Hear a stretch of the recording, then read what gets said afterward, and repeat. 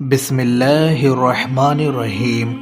قرآن مجید میں اللہ تعالیٰ کا فرمان ہے، اے ایمان والوں، نہ مرد مردوں سے ہنسیں، عجب نہیں کہ وہ ان ہنسنے والوں سے بہتر ہوں، اور نہ عورتیں عورتوں سے ہنسیں، عجب نہیں کہ وہ ان ہنسنے والیوں سے بہتر ہوں، اور آپس میں طعنہ نہ کرو اور ایک دوسرے کے برے نام نہ رکھو، کیا ہی برا نام ہے مسلمان ہو کر فاسق کہلانا، اور جو توبہ نہ کریں وہی ظالم ہیں۔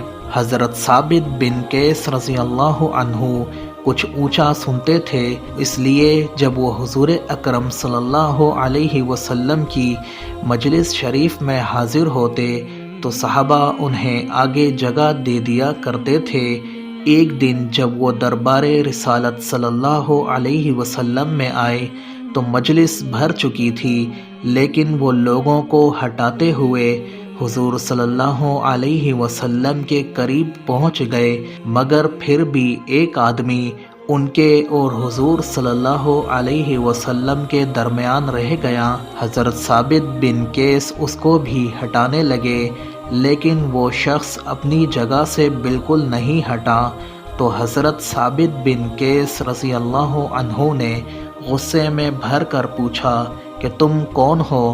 تو اس شخص نے کہا کہ میں فلاں آدمی ہوں۔ یہ سن کر حضرت ثابت بن قیس نے حقارت کے لہجے میں کہا کہ اچھا تو فلاں عورت کا لڑکا ہے۔ یہ سن کر اس شخص نے شرمندہ ہو کر سر جھکا لیا اور اس کو بڑی تکلیف ہوئی۔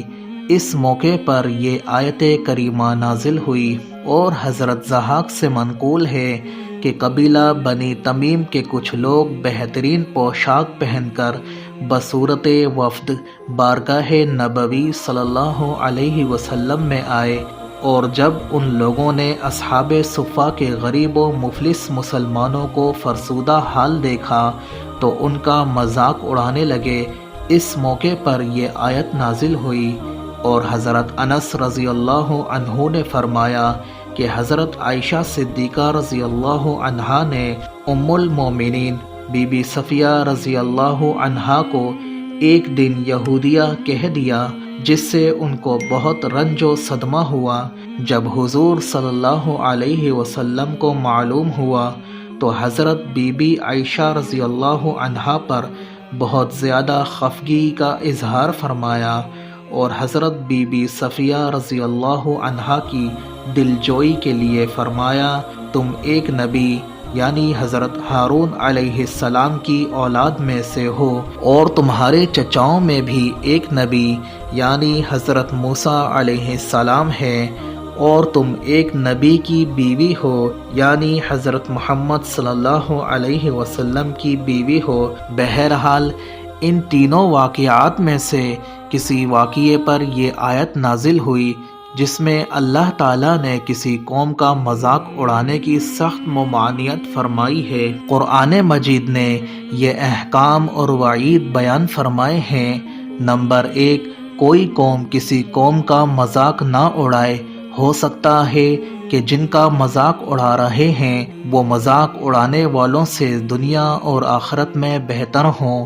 نمبر 2، مسلمانوں کے لیے جائز نہیں کہ ایک دوسرے پر طعنہ زنی کریں۔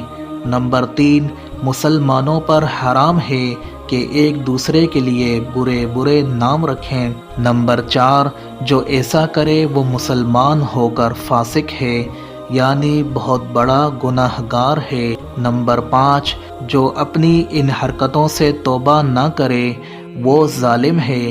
حضرت ابن عباس رضی اللہ عنہما نے فرمایا کہ اگر کوئی گناہ گار مسلمان اپنے گناہ سے توبہ کر لے تو توبہ کے بعد اس کو اس گناہ سے شرم دلانا بھی اسی ممانعت میں داخل ہے۔ اسی طرح کسی مسلمان کو کتا، گدھا، سور کہہ دینا بھی ممنوع ہے، یا کسی مسلمان کو ایسے نام یا لقب سے یاد کرنا جس میں اس کی برائی ظاہر ہوتی ہو یا اس کو ناگوار ہوتا ہو، یہ ساری صورتیں بھی اسی ممانعت میں داخل ہیں۔